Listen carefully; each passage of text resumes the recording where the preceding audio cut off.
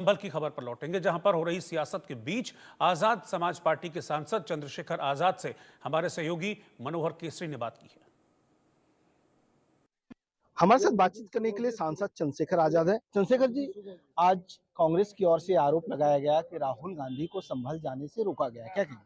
देखिए, मैं सबसे पहला जाने वाला व्यक्ति था जिसको रोका गया और लॉ एंड ऑर्डर का हवाला दिया गया। मैंने लॉ एंड ऑर्डर की हम लोग चिंता करते हैं, लेकिन ये लॉ एंड ऑर्डर खराब कैसे हुआ? एक तो कॉन्ट्रडिक्शन ये है कि डीजीपी और चीफ सेक्रेटरी बयान देते हैं कि अब वहाँ संभल में सब कुछ सामान्य है, तो सामान्य तो जाने क्यों नहीं दे रहे? उनको भेजना चाहिए और भेजकर वहाँ की क्या स्थिति इसको जानना चाहिए। मगर मैं आपको याद दिलाना चाहता हूँ, इस विषय से कांग्रेस के वर्कआउट से मुझे एक चीज याद आई। उनकी सरकार थी 2023 तक राजस्थान में, और वहां एक विषय हुआ था, जो विषय था मटकी छूने पे इंद्र मेघवाल की हत्या। जब मैं उस परिवार से मिलने गया, 5 बार मैं गया,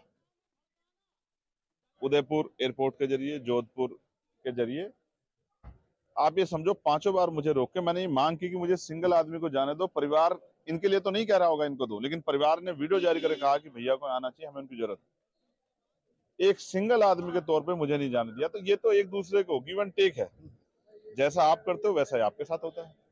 मैं तो स्टेट गवर्नमेंट से सभी से कहूंगा कि संविधान के आधार पर चले, और कहीं घटना हुई है तो उसमें जो भी दोषी है उस पर कार्रवाई करें और लॉ एंड ऑर्डर में उसको अच्छा बनाए रखने का प्रयास करें।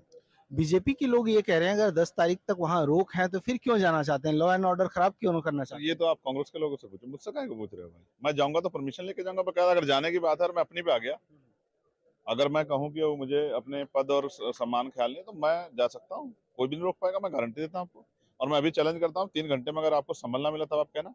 लेकिन मैं समझता हूँ लॉ एंड ऑर्डर की सिचुएशन का जो हवाला दिया जा रहा है, हम लोग जिम्मेदार लोग हैं, हमें समझदार दिखानी चाहिए। लेकिन मैं फिर ये कहूंगा कि इतने दिनों में 24 से लेके अब तक आज 4 तक 10 दिन में लॉ एंड ऑर्डर आप पे नॉर्मल क्यों नहीं हो पाया?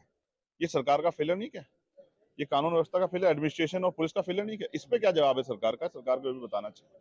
मैं तो मांग करता हूँ कि उत्तर प्रदेश में, क्योंकि लॉ एंड ऑर्डर फेलियर हो गया है, लोगों की जान जा रही है, हिंसा हो रही है, महिला सुरक्षित नहीं है, किसान मजदूर को के जीवन पर संकट है, तो मैं तो वहाँ उत्तर प्रदेश के लिए महामहिम राष्ट्रपति जी से मांग करता हूँ कि मैं राष्ट्रीय शासन लागू कर देना चाहिए, कि उत्तर प्रदेश की सरकार कानून व्यवस्था नहीं संभाल पाती। हैं? जांच में ये पाया गया है, पुलिस की ओर से ये कहा जा रहा है कि वहां पर जो असले मिले हैं या जो कारतूस मिले हैं वो मेड इन पाकिस्तान है। आपने मेडिकल रिपोर्ट देखी? आपको उन्होंने कोई इस तरह का वो दिखाया? इस पे 2 सवाल बन जाते हैं। पहला ये कि अगर मेड इन पाकिस्तान वहाँ बुलेट्स मिली हैं, तो ये बुलेट्स आई कैसे? फिर हमारी बॉर्डर सिक्योरिटी क्या है? या मेड इन पाकिस्तान अब यहीं बनने लगी है क्या भारत में? और दूसरा सवाल ये है कि पुलिस की जांच पे अभी जनता भरोसा नहीं कर पा रही। पुलिस किस तरह की जांच करके कोई भी इशू उठाएगी, तो जनता तब तक उसको गलत समझती रहेगी जब तक वहां जाके लोगों को मौका नहीं दिया जाएगा। और कितनी फेयर इन्वेस्टिगेशन हो रही है उत्तर प्रदेश में, किसी छिपा हुआ नहीं। चलिए, अभी एक इनकाउंटर, मंगेश इनकाउंटर, इसी बात पे याद आ गया। पुलिस ने इनकाउंटर किया था, गोली सर के आर पार हुई। एक जर्नलिस्ट ने उसको जो है उसकी मेडिकल रिपोर्ट जो है वो सार्वजनिक की थी। और ये बहुत बड़ा सवाल उत्तर प्रदेश की पुलिस और सरकार पे खड़ा होता है। सरकार पे जवाब नहीं है, तो ये इधर उधर की बातें करना छोड़ो, जो जुल्म किया है, लोगों की जान ली, उस पर जवाब दो। चलिए, धन्यवाद। मनोहर केसरी, इंडिया न्यूज, दिल्ली। बांग्लादेश में हम देख रहे हैं कि हिंदुओं पर घोर अत्याचार हो रहा है।